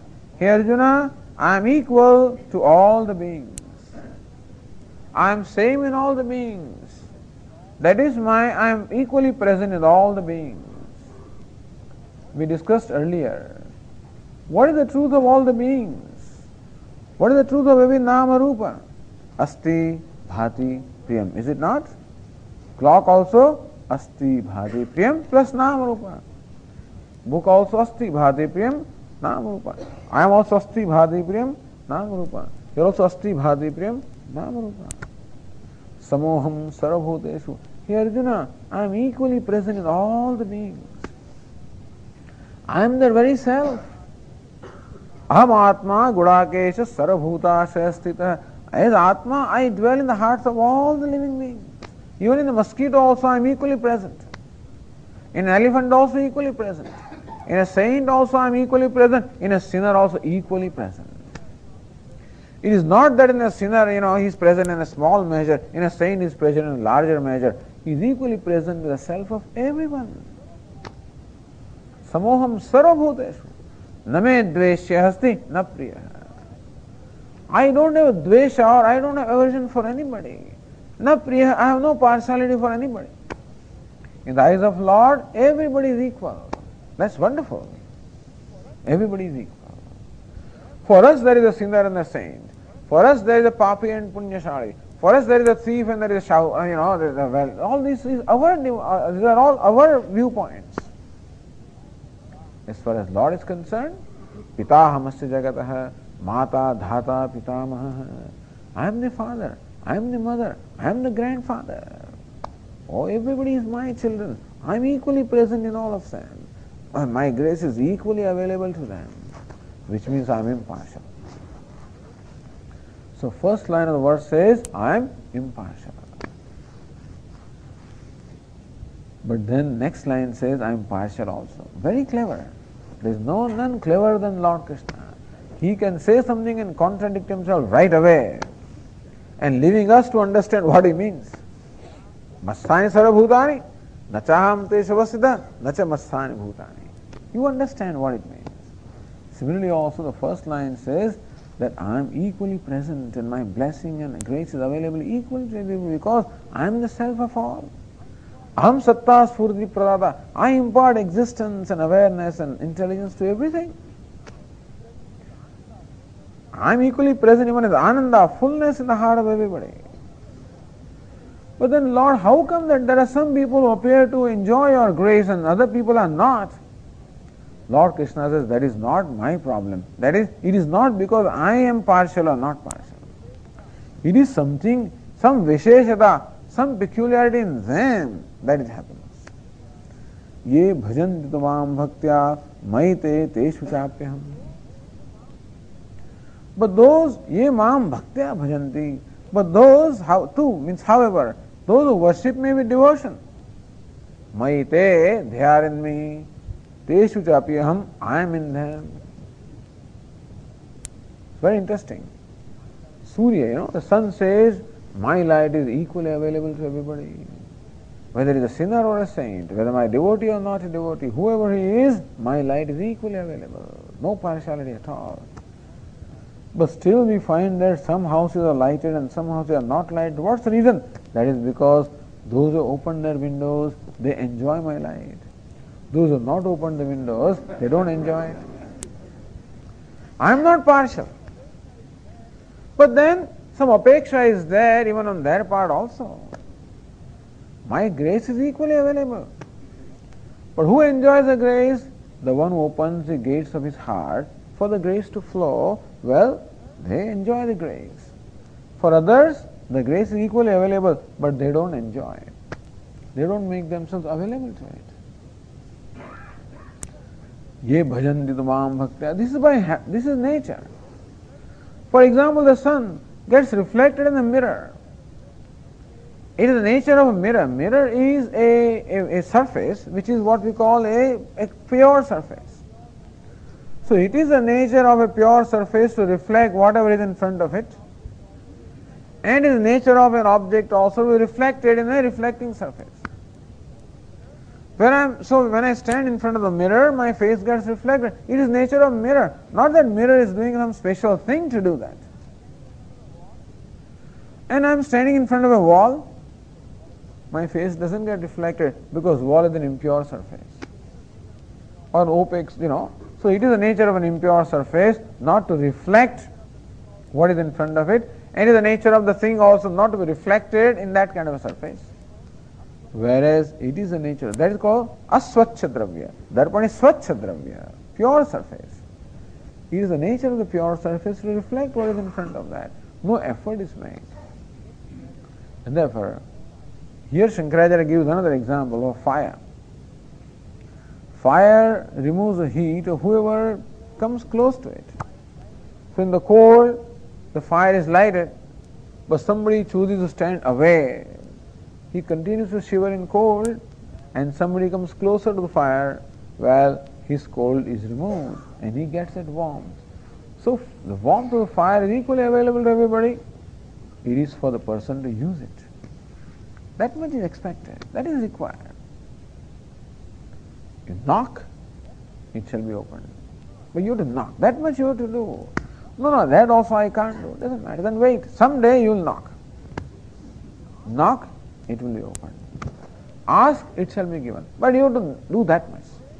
Ask, it shall be given. He is ready to open the door. There should be somebody to knock it. But who has time to knock the door? Ye bhajanti tamam bhaktya. Those who worship me with devotion. Maite teshu chapyam. They are in me. They enjoy my grace. Teshu api aham. And I am always reflected in them. That means that in their mind they gain my darshana. They gain my knowledge. What is meant by knowledge? Nothing but the reflection of God in a pure heart. This bhakti is what purifies my heart, and that's how God is my own self. He gets reflected in my heart that is pure. My heart or my mind is like mirror. If mirror is distorted, the reflection also is distorted. If the mirror is straight and plain, well, my reflection is also going to be straight. So also by devotion, bhakti, my heart becomes pure. Then the self reflects in its true nature. I came to know myself as Atma. But my heart is distorted, my mind is distorted, the reflection there also is distorted. I know myself as Ahankara. And therefore, it is my bhakti that creates this, I am equal to everybody. But my bhakti is that which creates inequality between the devotee and non-devotee. So this is Lord Krishna. He claims to do everything and still he claims not to be affected by anything. He said, I create the world, bring forth the world at the beginning of the creation and I fold it back into my prakriti. Oh, you are doing all this. No, I am not doing it. Nachamam tani karmani nibadnanti. These karmas don't affect me. How? Maya adhyakshena suyate prakriti sacharacharam. It is in my presence that everything happens.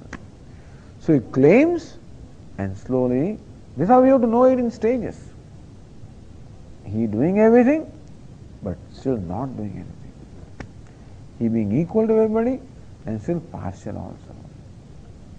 So anugraha, that grace is the nature of the Lord. And we have to invoke that grace. Who can invoke it? Everybody is bhakti. As far as bhakti or devotion is concerned, everybody is qualified. And Lord Krishna now sings the glories of his devotion. Look at bhakti.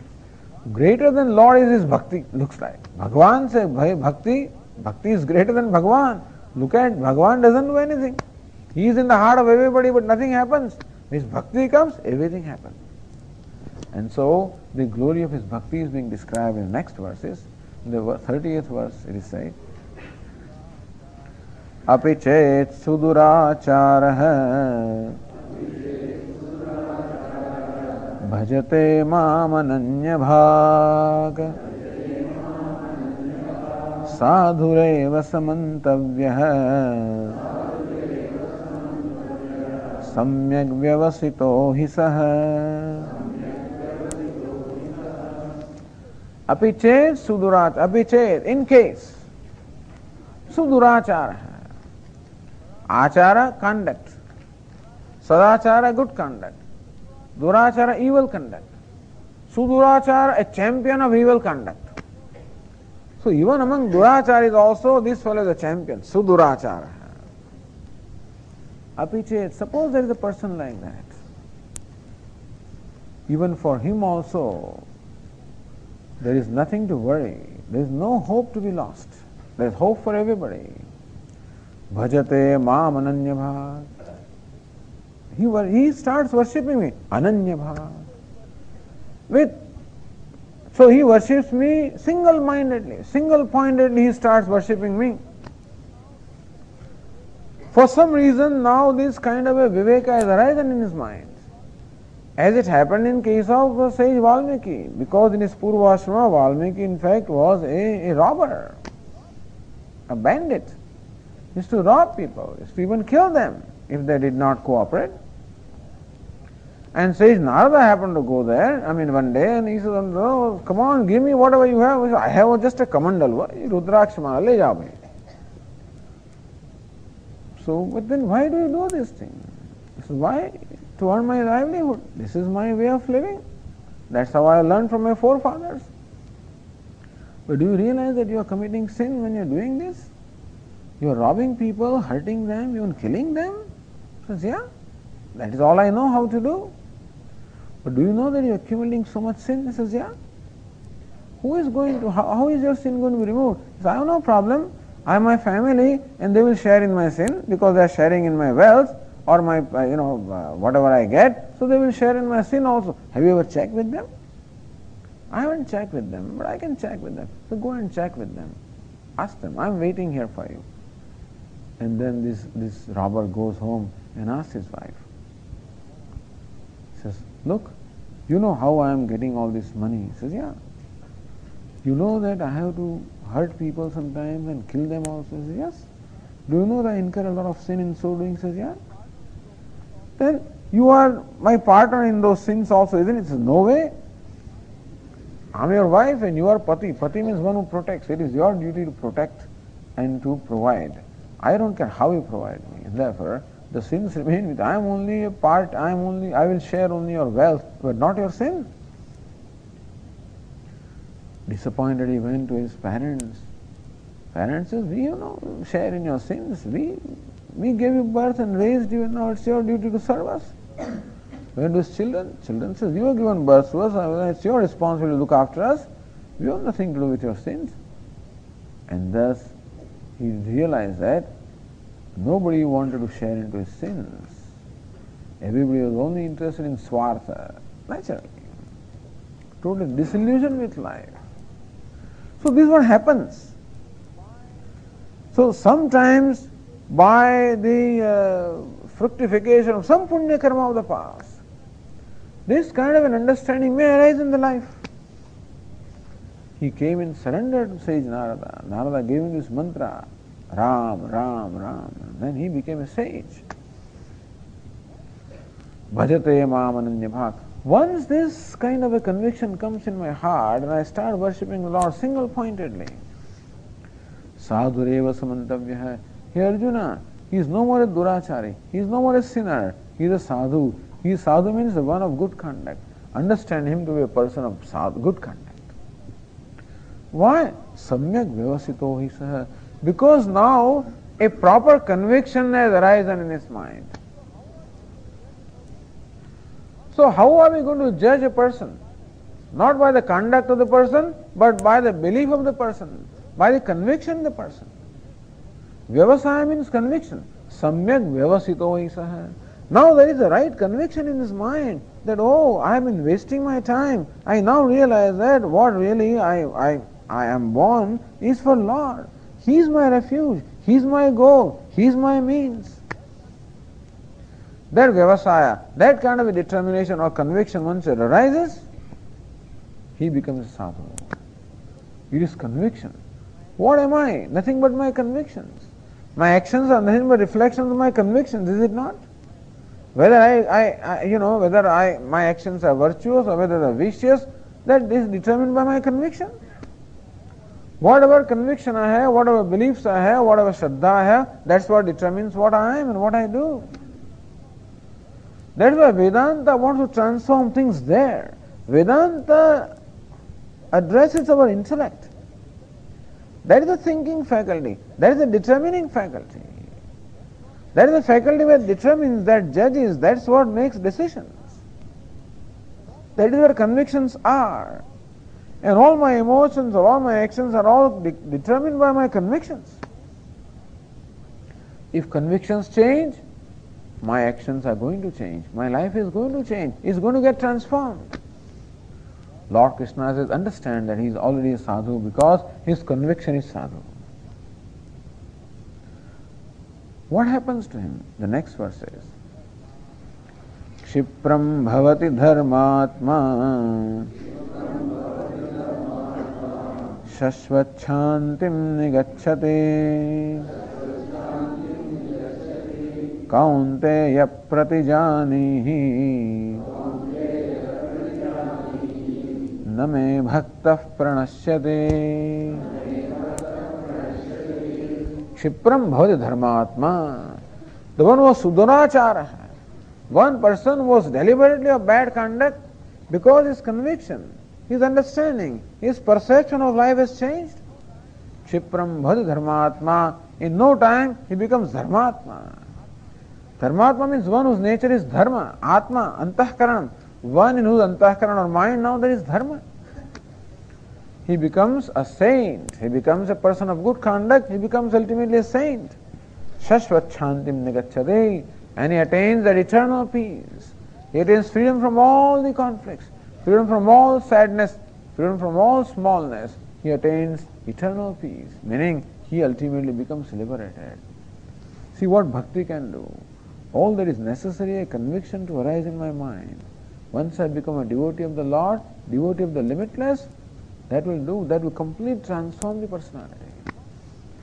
So transformation of personality is required. And what brings about the transformation is my convictions. So as the mind, so the man.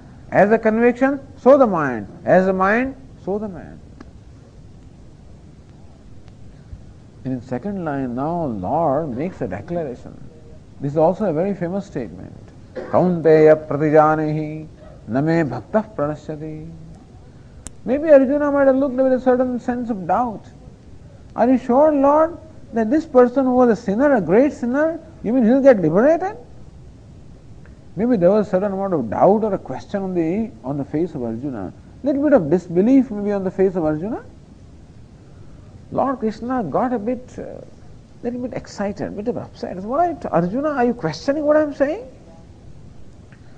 Kaunteya pratijanihi. Hey Kaunteya, pratijani, you do pratigna, you boldly proclaim.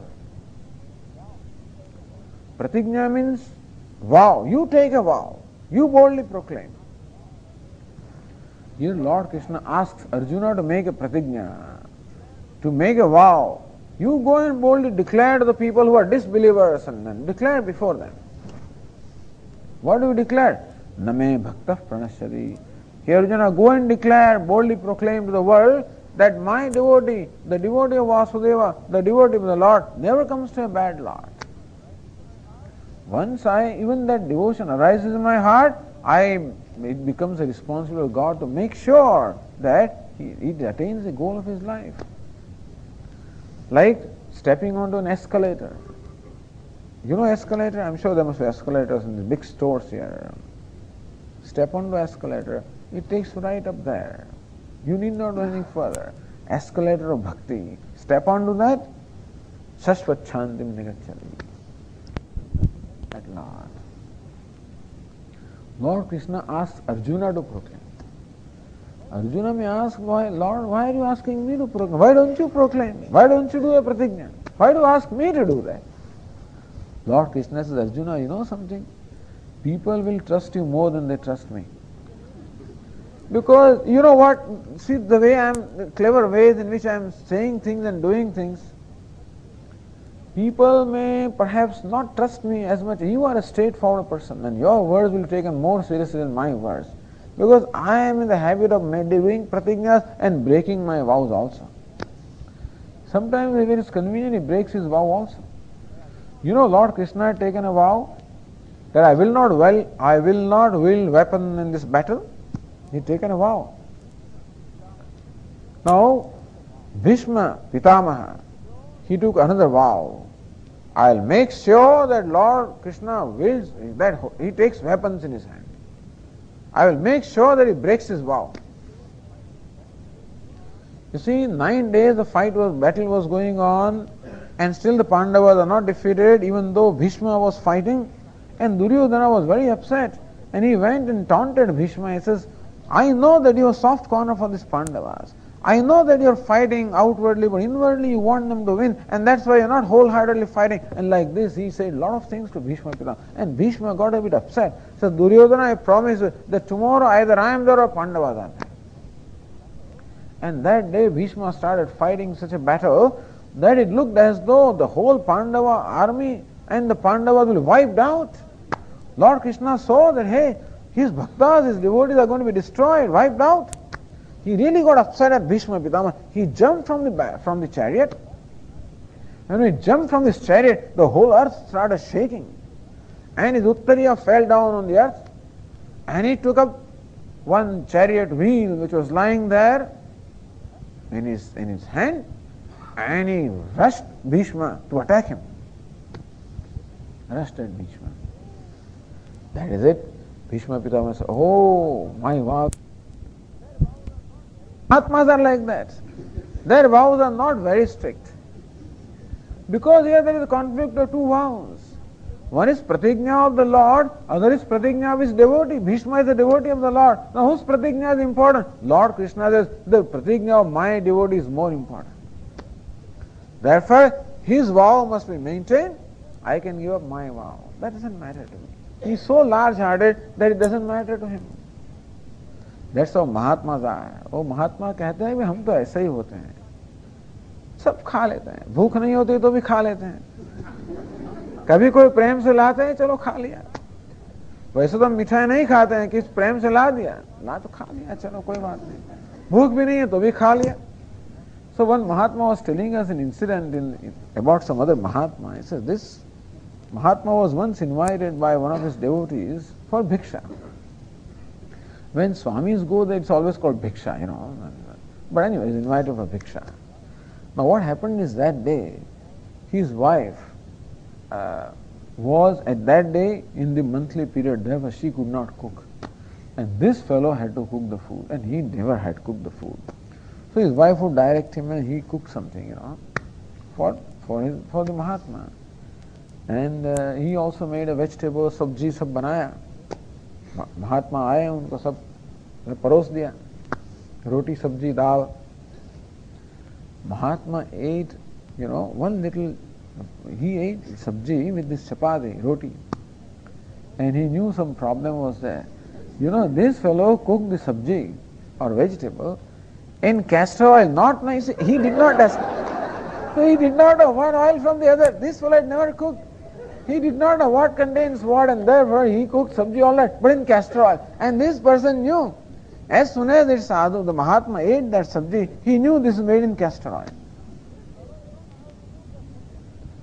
Stupid fellow, you don't know how to cook, you are serving me this kind of food. Did he get upset? Not at all. He quietly ate the whole helping. And so this fellow thought that, oh, Swamiji just liked it more, so he helped serve him more. He ate that. Ultimately he finished everything. All that sabji finished. Why? So that his devotee would not even know that he has committed an error. Otherwise, if after he is going away, suppose this devotee ate that sabji, remained there, and he found out that, oh, it was made from castor oil, then he would feel so bad. Arey, is this what I fed him? So that his devotee should not even feel bad, he finished everything. That day you can imagine what happens when you eat castor oil. Frequent visits, you know. So his devotees, his disciples are asking, Maharaj, aaj kya ho gaya aapka? Hey, don't tell anybody. For a long time I wanted to take some laxative. So today I had a laxative. So this is called Mahatma, large-hearted people. So Bhagavan to Mahatma ke bhi Mahatma hai. That is why to him what is important is only devotion, nothing else is important. So he says, hey Arjuna, I don't have a great reputation as far as holding on to my vows is concerned. I know after 10 days I'm going to break it. So you take the vow because you are reputed. You go and proclaim, Name Bhakta Pranashyati, that Bhakta of the Lord, he never comes to a bad Lord. This is his promise. In Bhagavad Gītā, he gives so many promises. Yoga Kshemam Vahamyam. Here he says, Name Bhakta Pranashyati.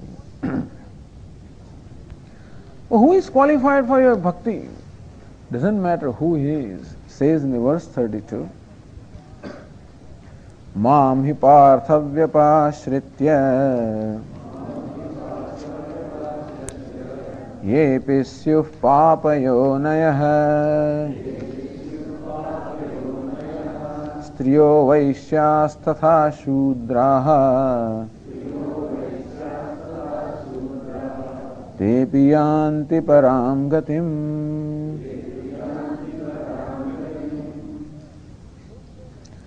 Mam vyapashritya, those who take refuge in me. That's all. What is important is taking refuge of the Lord. Whoever it is. Episyu papayonaya. Papayoni.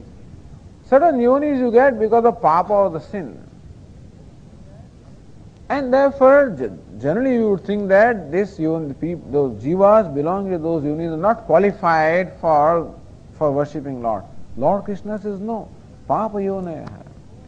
So yonis like the adho yonis, the lower yonis, the lower forms of life forms which are a result of papa, even they are there. Striyo Vaishya Sada Shudraha, or whether they are women, Vaishyaha. Vaishya means, Vaishya means the merchant class. Shudraha. So Brahmana, Kshatriya, Vaishya, Shudra.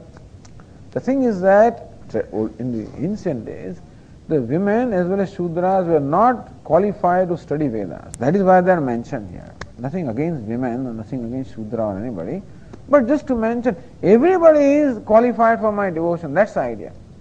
It is not to exclude these people, because this verse is highly misunderstood and people have problems. Swamiji, Striyaha, that means women are not qualified. Vaishyaha, not qualified. Shudraha, not qualified. Lord seems to be very partial to them, partial to other people.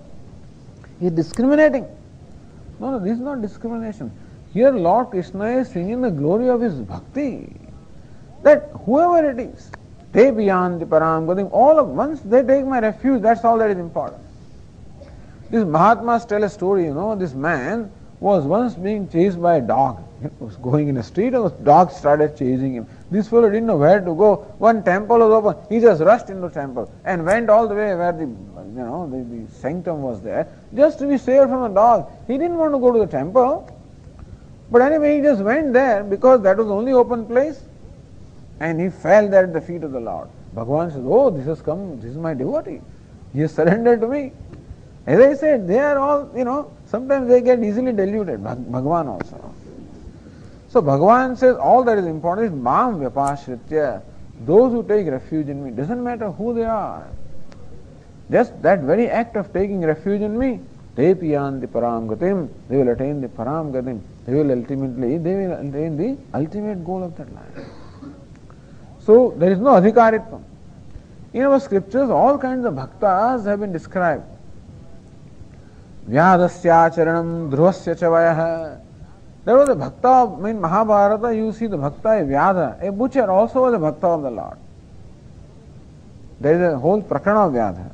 He gives upadesha. He was a Brahmajnani, Vyadha. He was a butcher. What is his acharanam? What kind of conduct he had? He did not have any acceptable conduct. Dhruvasya vayah. Dhruva was just a child. What is his age? And still he also got liberated. He also was bhakta of the Lord and he got the grace of the Lord. Vidya Gajendrasya ka. Gajendra? Gajendra Moksha. The elephant was liberated by Lord. What knowledge did he have? He was elephant. Ka Jatir Vidurasya. Vidura? 3 brothers were there, Dhritarashtra, Pandu and Vidura.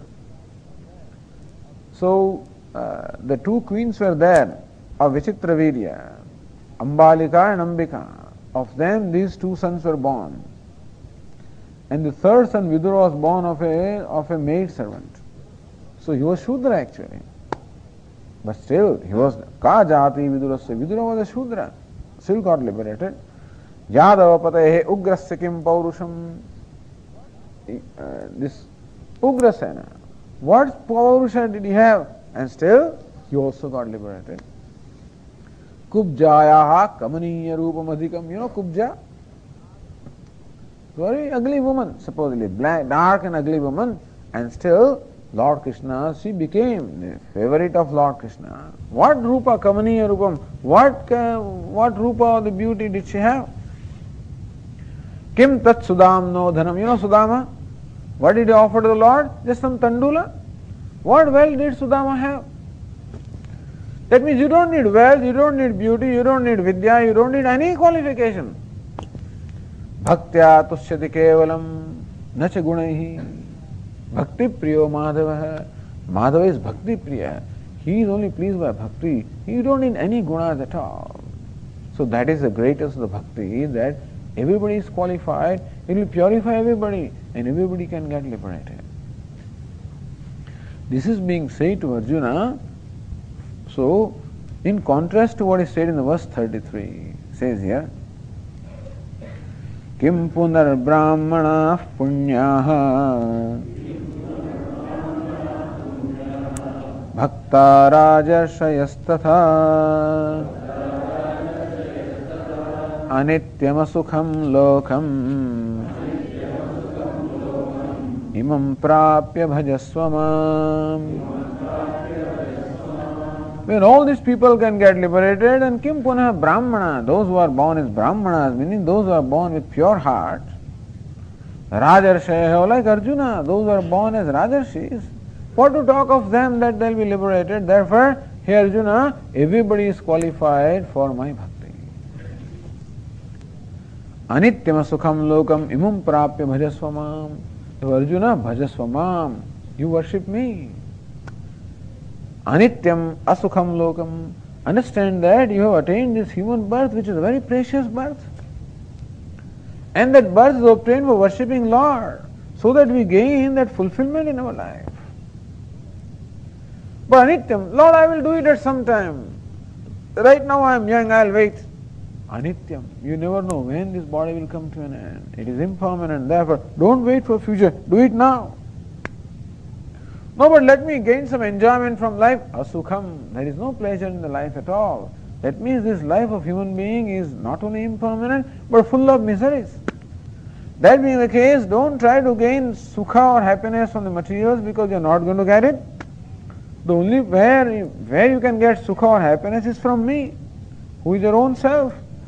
Therefore, anityam asukham lokam prapya. Having attained this human birth, which is so precious, and nevertheless impermanent as well as full of miseries, so Lord has deliberately kept unhappiness in our life. Pain is deliberately kept there, so that we remember Him, otherwise we would never remember Him. This Bada Swami used to tell us, this Lord Narayana, He wields Shankha, Chakra, Gada, Padma. Why? With Shankha, with conch, is always inviting us with the sound of conch. But there are so many noises in my mind, with so many desires that I don't hear the sound of the conch and I am blindly chasing the objects of the world. So I am turning away from the Lord because of the attraction for the worldly pleasures and objects. So Lord says, hey, he is running away from me. He wants to call me. So he stretches out his hand with Gada, gives one stroke, just to draw my attention. Thus, whenever we get some strokes in our life, understand that Lord is remembering us. He is trying to tell us something. We say that, look at Lord, is so cruel and is so, he is punishing. He is not punishing. He is just drawing our attention. That, hey, you are doing something wrong. Perhaps you have to change your direction. And then when we go to Him, He uses His chakra to destroy that ahankara. Padma, He gives us that knowledge. So this is all that He wants. He wants only our well-being. He is nothing but the embodiment of grace. And therefore, use this opportunity. Bhajasvamam. Hey Arjuna, you worship me. Lord, how do I worship you? The last verse says, Manmana bhava mad bhaktaha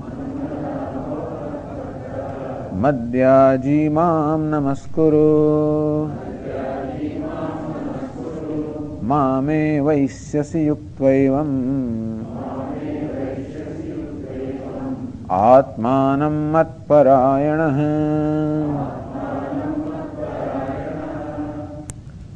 How do I worship you, Lord? Manmana bhava. May you offer your mind to me. That is, may you think about me in your mind. So first of all, use your mind to dwell upon me, to know me. Even paroksha jnanam, indirect knowledge, first of all, use your mind and intellect that I have given you in knowing me. Then you find out how I am. Then when we think about our life and think about God, then we realize how constantly we are enjoying His grace. How He is nothing but embodiment of grace and favor. So how I have been enjoying the favor, enjoying His grace. How kind, compassionate, benevolent He is. He is Sarvajna, Sarvashaktiman. So know me, know my glories. As we know more and more about the Lord, then automatically a love or the devotion arises in our heart. The devotion doesn't seem to be there because I have not paid attention to knowing Him. And therefore, man mana bhava. Here Arjuna, try to know me. Listen to my glories. Listen to my glories. Listen to my swarupa. Listen to my nature. Listen to the unfoldment of myself, the scriptures. Listen to that. You'll know who I am. And that's how you'll discover the devotion, love in your heart. Mad bhakta hai. So knowing Him also creates bhakti. When I know His glories, when I know His compassion, when I know His grace, then the bhakti, the devotion arises in my heart.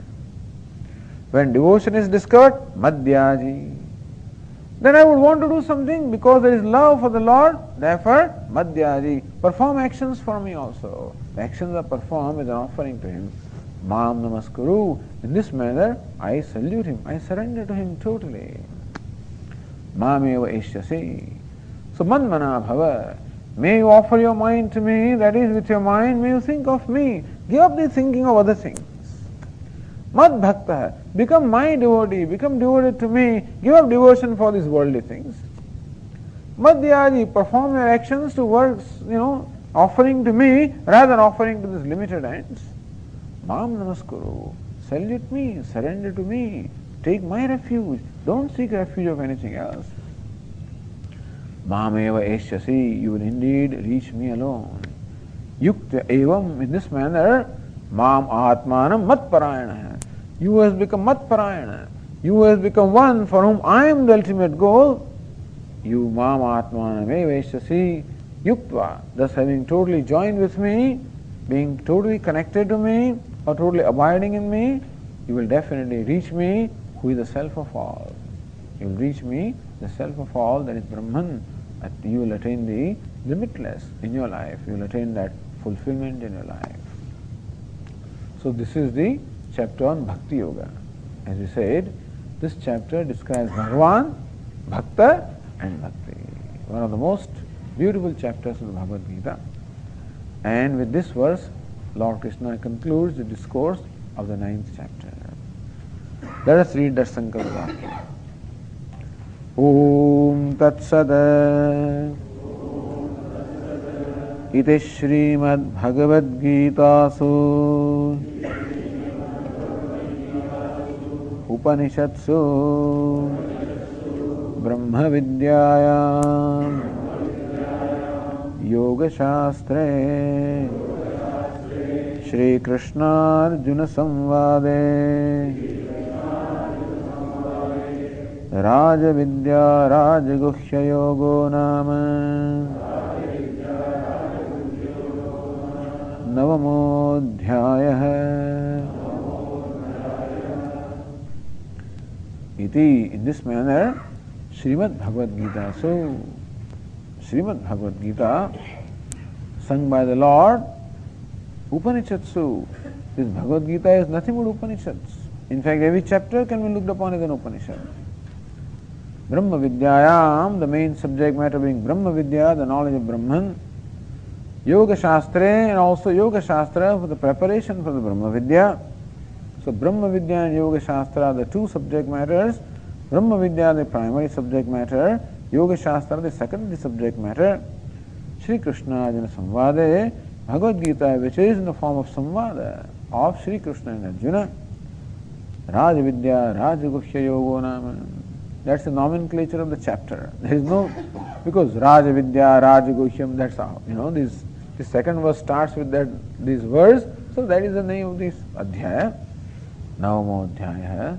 In fact, it is Bhakti Yoga, where Lord Krishna here describes the Bhakti, the glory of his own glories, the glories of the Bhakti. So, that is this theme of the 9th chapter, Navamo Adhyaya. Sarvadharman parityajya Mamekam sharanam vraja Aham tva sarva papebhyah मोक्षयिष्यामि मा शुचः। हरिः ॐ। ॐ पूर्णमदः पूर्णमिदं पूर्णात् पूर्णमुदच्यते पूर्णस्य पूर्णमादाय पूर्णमेवावशिष्यते। ॐ शान्ति शान्ति शान्तिः। शङ्करं शङ्कराचार्यं केशवं बादरायणं सूत्रभाष्यकृतौ वन्दे भगवन्तौ पुनः पुनः। ईश्वरो गुरुरात्मेति मूर्तिभेदविभागिने व्योमवद्व्याप्तदेहाय दक्षिणामूर्तये नमः। ॐ शान्ति शान्ति शान्तिः। हरिः ॐ। श्रीगुरुभ्यो नमः। हरिः ॐ।